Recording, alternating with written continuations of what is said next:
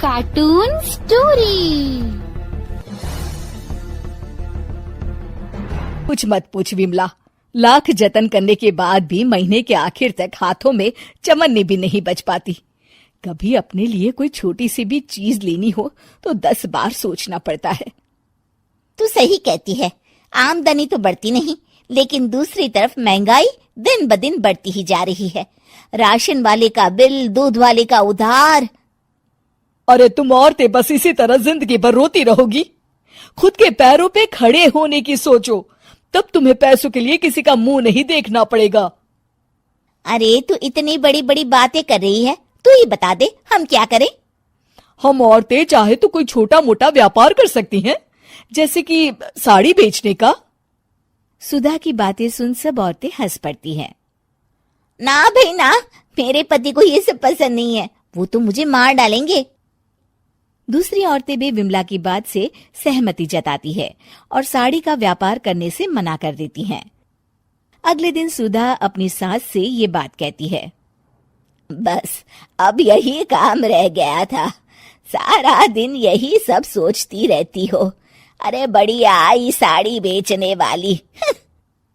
तभी वहां सुधा का पति विवेक आता है। अपनी माँ की बात काटते हुए कहता है, अरे माँ, सुधा ठीक ही तो कह रही है। अगर ये साड़ियों का व्यापार करना चाहती है तो इसमें क्या गलत है। मुझे तो सुधा की बात पसंद आई। अरे मजाक है क्या व्यापार करना?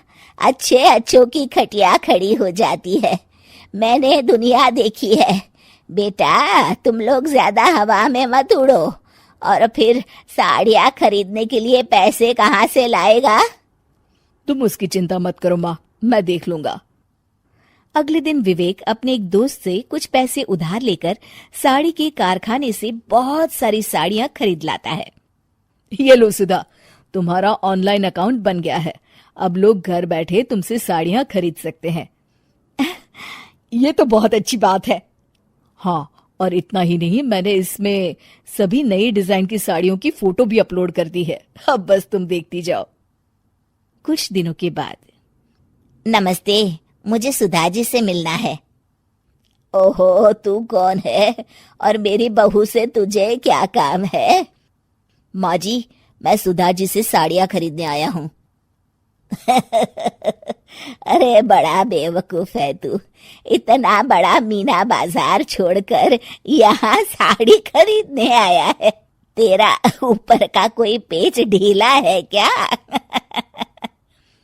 अरे माँ जी, आप नहीं जानती, आजकल ऑनलाइन का जमाना है, समय और पैसे दोनों की बचत होती है। तभी वहां सुधा आ जाती है। सुधा बिरजू को साड़ियाँ दिखाती है। क्या बात है सुधा बहन जी, आपके पास तो बहुत ही सुंदर सुंदर साड़ियाँ हैं। एक काम करिए, ये वाली दे दीजिए और ये वाली भी। छोड़िए, एक काम करिए, ये सभी ही दे दीजिए। सुधा की सास हैरान रह जाती है। अरे इतनी साड़ी का तू करेगा क्या? अरे माँ जी, मेरी बीवी पहनेगी। अरे कितनी बीवियां है तेरी? माँ जी आप भी ना, बीवी तो एक ही है। पहले तो मैं 2-4 साड़ियाँ लेने आया था, लेकिन अब पूरी 20 साड़ियाँ ले जा रहा हूँ। ये लीजिए सुधा बहन जी, आपके पैसे, चलता हूँ। धीरे धीरे सुधा के द्वारा घर में खोली गई छोटी सी दुकान चल पड़ती है और देखते ही देखते सुधा के घर ग्राहकों की लाइन लग जाती है। पैसों की आमदनी देख सुधा की सास की आंखें फटी की फटी रह जाती है। जा बहू, अब तू थोड़ा आराम कर ले, इन लोगों को मैं साड़ियाँ दिखा देती हूँ। माँ जी आप? अरे हाँ हाँ, अब जा भी। इस तरह सुधा की सास भी उसके कारोबार में हाथ बटाने लगती है। देखो सुधा, तुम्हारा व्यापार तो चल पड़ा।